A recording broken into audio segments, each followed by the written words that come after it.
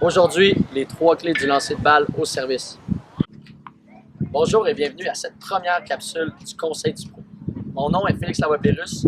Ça fait 4 ans que je travaille ici à l'école de tennis JMG avec Jean-Michel Guimont et ça fait depuis l'âge de 8 ans que je joue au tennis compétitif sur la scène nationale. Aujourd'hui, les 3 clés du service. En fait, du lancer de balle au service.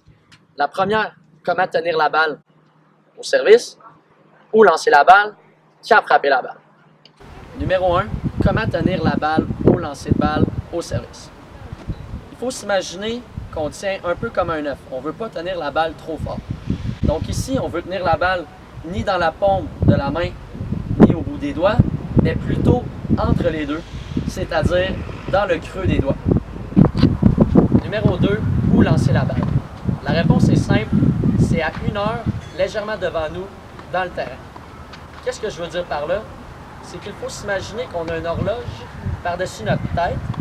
Le dessus de notre tête se trouvant à midi, à 1 heure, ici légèrement devant moi dans le terrain, à ma droite à 1 heure, est l'endroit idéal pour faire notre lancer de balle.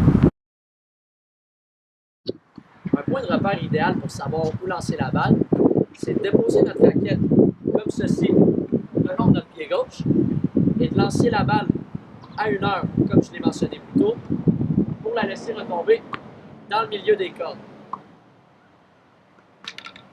Numéro 3, quand frapper la balle.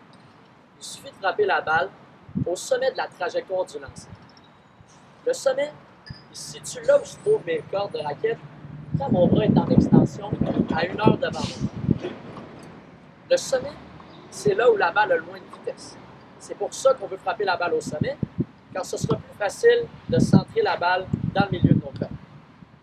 Donc, pour faire un exemple,